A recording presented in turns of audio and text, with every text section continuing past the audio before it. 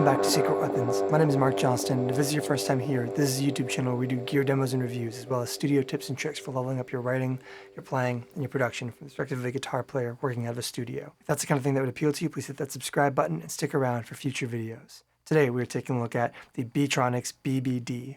So the BeeBeeDee is a couple of things for Beetronics. First off, it is their first delay pedal. It is an all-analog Bucket Brigade delay device with digital control for reasons that we will get into in a minute. Second of all, it might be the most ambitious thing Beetronics has made so far, which is an impressive claim given their back catalog. And three, this is potentially my favorite thing they've made.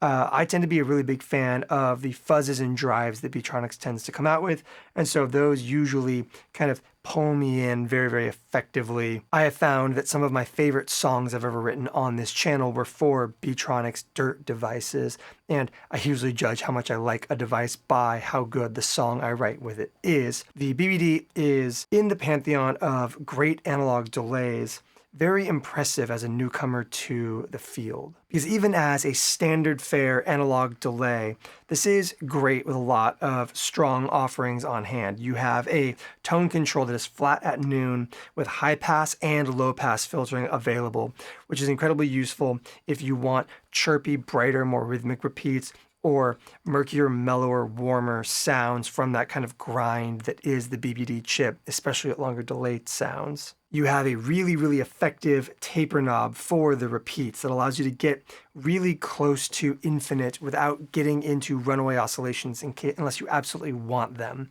which I'm a big fan of, being able to create kind of endless drones with delay that don't immediately spill into blow up your amp runaway oscillation. And you have an incredibly usable amount of delay time on the knob itself with really long, really grindy, lo-fi and noisy repeats available to you if you tap in longer delay times with the foot switch. You also have a really beautiful sounding sine wave LFO for modulation with activity and depth controls. However, it's worth noting that everything we've said so far is only applicable mostly if you're in classic mode on this bottom right side switch right here. If you jump into the right position, you go into lo-fi mode, which is going to add additional noise, gain, and instability to the delay chips in here, causing them to fluctuate in volume, apply random drops and hicks to the modulation in this thing, as well as kind of randomly dip into low-pass filter territory, darkening up those repeats even when you have that high pass engaged.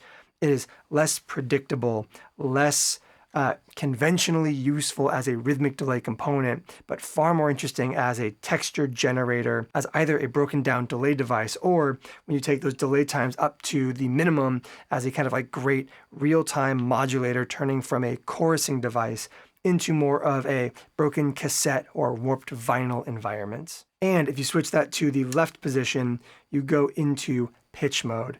If you have looked at this pedal already, you will see that activity and depth are not just speed and depth of modulation, but also on activity you will see a 1 at the top, divisions going down the counterclockwise side, and multiplications going up the clockwise side. On the depth control, you have a series of intervals, and that's because the digital control in this thing is over pitch jumps, quantized pitch jumps in the vein of a Chase Bliss Therme or a Electronic Audio Experiments Sending V2. It's the idea that the internal clock controlling the speed of the delay can be kind of shifted automatically internally at precise speed changes that lock into musical intervals. It's an incredibly cool, imaginative thing that I'm a big fan of. But there's a few things that the Beetronics implementation of those sounds get right that I haven't seen in other devices. One key one is that activity control, the frequency with which you do those pitch shiftings. And number two, and this is really interesting, is on this tap tempo down here, you have a switch above it, and in middle position, it's tap tempo. In the right position, it is an engagement or a disengagement of your modulation control. And the obvious thing there is that you can get clean, flat repeats, or press and hold, or tap to toggle your modulation on and off, or controlled bursts of modulation. But when you're in pitch mode, it actually turns on and off that pitch shifting only when you want it, which is A really nice touch to be able to play and then press and hold for those kind of pitch jumps, whether you want it to jump a fifth or an octave and a half or a second or whatever. And that's really interesting because in the left position, that left foot switch becomes a 2x speed toggle, allowing you to pitch everything in any mode up an octave and then back down an octave, which means you can get those analog pitch shifting jumps in classic mode and lo-fi mode, or you can use it to halve and double the delay speed of your already pitch shifting device in pitch mode. What's funny is for all of that, and it does feel like a lot, this thing is pretty straightforward. Engage and disengage, press and hold for runaway oscillations, tap tempo, half speed, or modulation on and off depending on your switch. There are some secondary controls like pressing and holding that left foot switch and setting a subdivision for tap tempo with that activity control. But beyond that, there's some kind of deep diving you can do for biasing the delay chips in here and that kind of thing. But at its core, it's a no MIDI mono in, mono out delay pedal that sounds great, has two directions the filter can go, and then will give you access to some really chaotic modulation and pitch effects as well. It's well tuned, it sounds great, it's clean when you want it to be, but you can drag it down into these really gritty, whiny, noisy, lo-fi sounds as well when you massively overclock the BeeBeeDee chips in this thing. I love what it did on that intro track. It was the only delay we used on any of that, and I felt like it was incredibly potent and effective, and so I think I want to just plug it back into our rig and put it through its paces and give it a listen in our sound samples. So as always, before we get into our sound samples, let's talk through our signal chain and the context we're working in. I am playing my Fender 52 reissue Telecaster into the Beetronics BeeBeeDee, running directly into our amplifier, which is the Monarch Reverb Plus.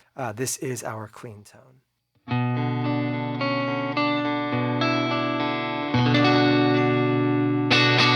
And let's go ahead and start off our kind of tour through the BeeBeeDee by taking a look at the kind of primary controls in classic mode, that middle position on the mode switch on the right side. This is going to give us the most kind of conventionally useful classic analog delay tonality. So let's go ahead and turn that on, give this a listen, and then start walking through some of the controls.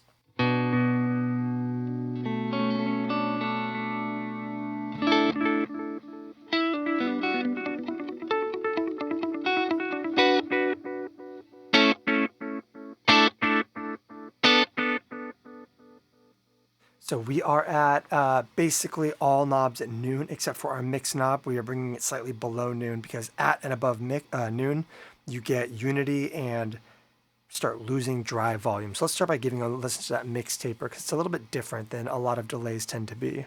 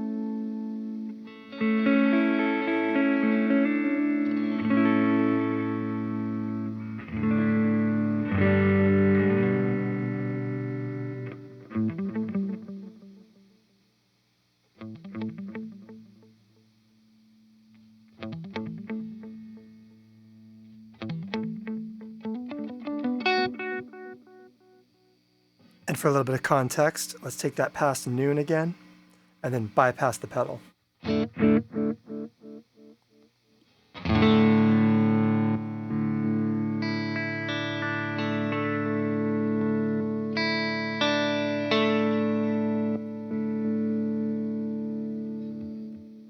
So it's good to be aware of that volume trim. Let's go ahead and give a listen to the kind of min-max of the untapped range on here. And by untapped, I mean you can get longer sounds with that tap tempo that will introduce more noise into your circuit.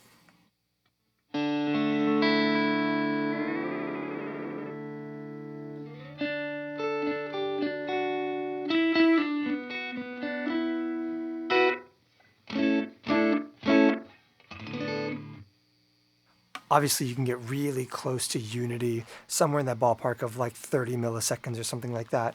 And in that, if we turn on our modulation, you'll get some great vibrato and chorusing effects. We'll circle back to that when we get to our modulation.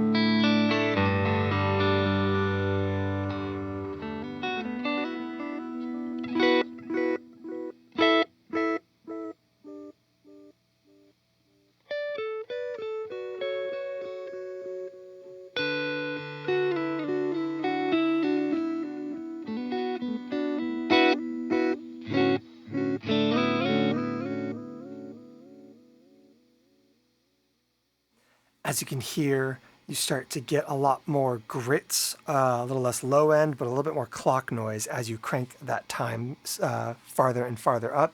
You can also get into some really noisy lo-fi and longer repeats with that tap tempo.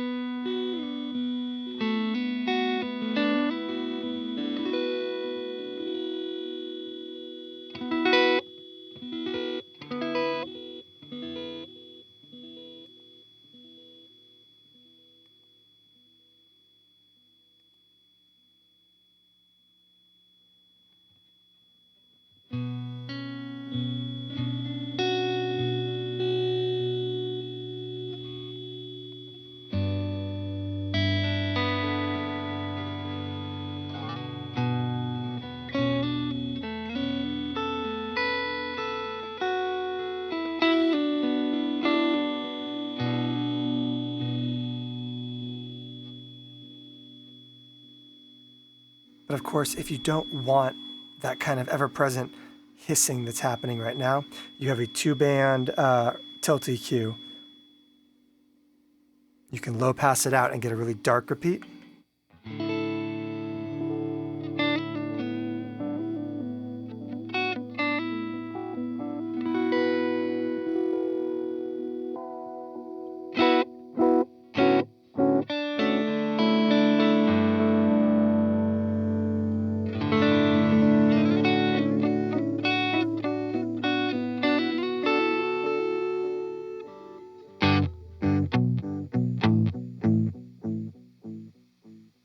Or you can carve out lows, and past noon clockwise you have a high pass filter.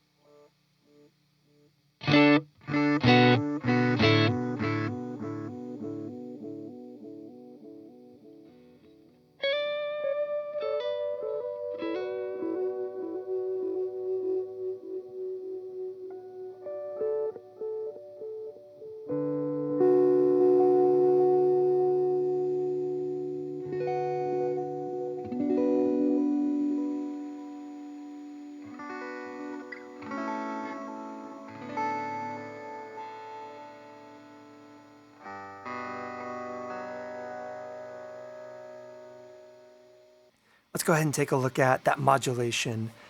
Your frequency control and your interval control are going to be your speed and depth in your conventional and lo-fi modes. And then in pitch mode, it's going to be your pitch interval and the frequency at which the delay steps between the two different speeds.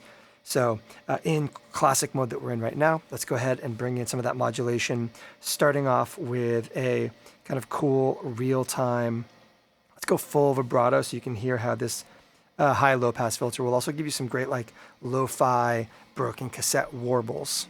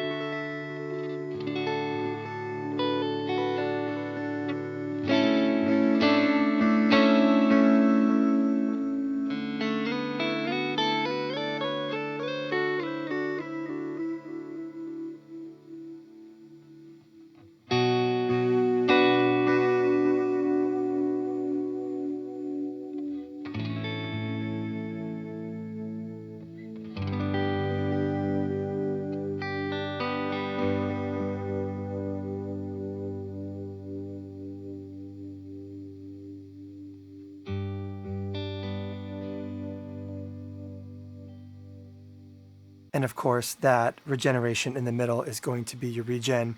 It's actually got a pretty long throw before you get into proper like runaway blow up your amp sounds, giving you access from everything from like a single repeat down at the bottom.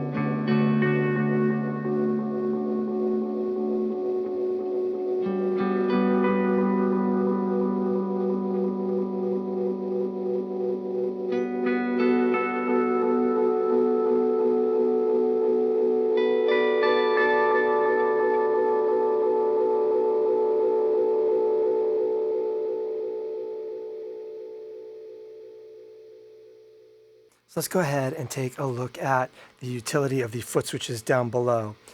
This right foot switch obviously bypasses the pedal, but it also has a secondary usefulness, which is it has the ability to basically crank this regen above its setting. So if you want something that will kind of hold for a long time and sometimes build, as we did a few times on that intro track, you can do things like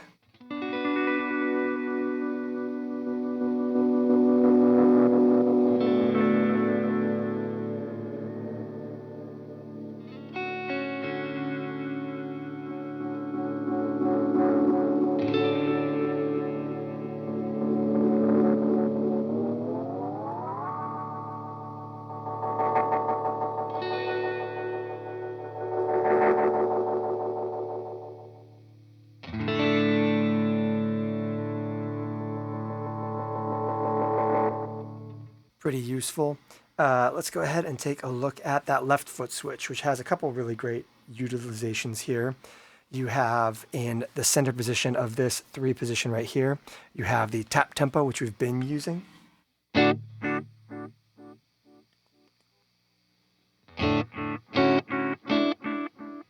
But in the right position, you have the 2x control, which offers you a single octave jump up and then back down again of your delay speed when you tap or press and hold that foot switch.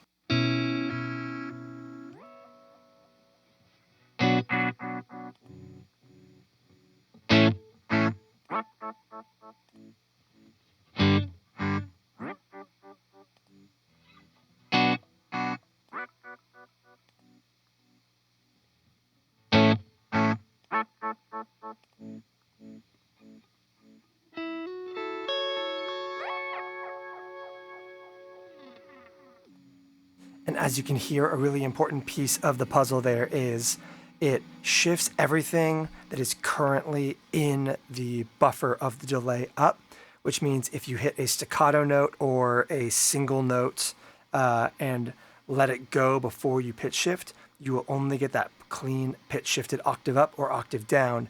However, if you are letting your chord ring out, the new audio passing in will obviously come in at the new delay speed and therefore its original pitch. So to make an example of this, let's slow our speed down a little bit more.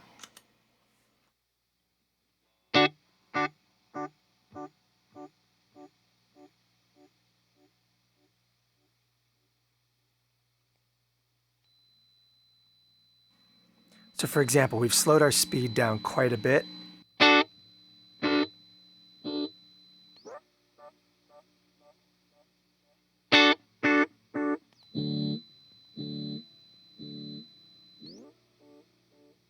Because that's all that's in the buffer at that moment, you are getting everything that's already in the delay being shifted up and down. But if I hold that chord out, so I'll hold a chord that's nice and high on the neck so that you'll hear it shift down an octave, and then you'll hear the new delay repeats of the ringing out chord come in at unity pitch.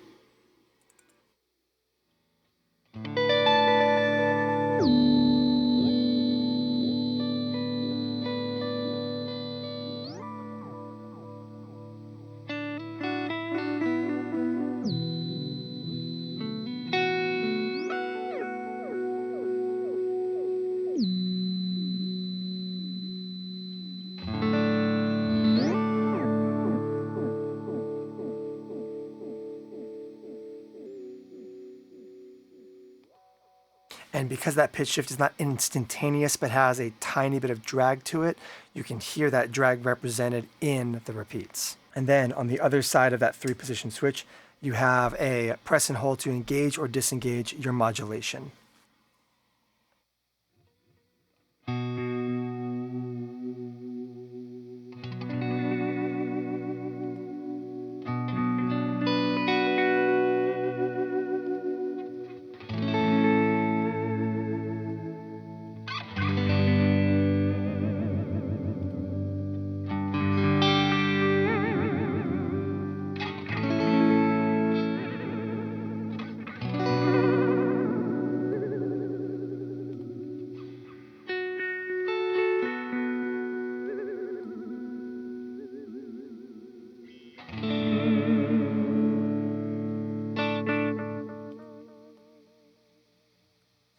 Pretty simple. Also pretty helpful if you just want little spikes of that. A good example for that would be that kind of real-time modulation we were doing. Very lo-fi.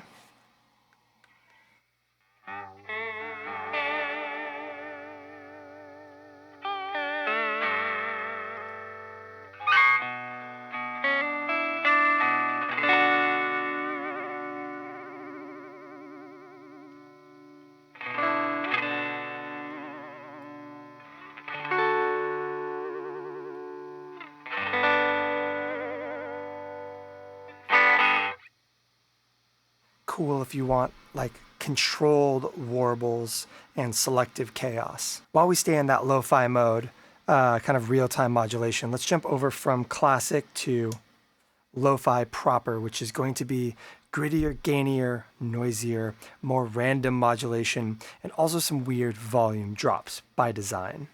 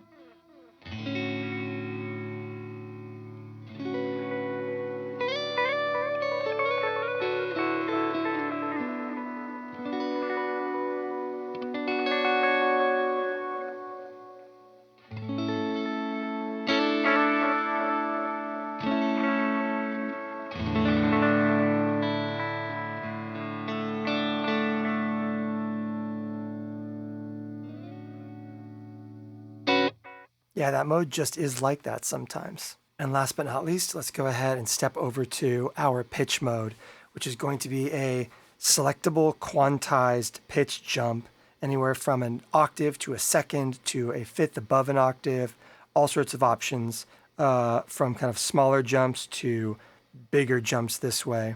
And likewise, you have frequency from minimum frequency to maximum. So let's start with conventionally easy, an octave on this side and once every 4 repeats on this side, basically a fourth of the time.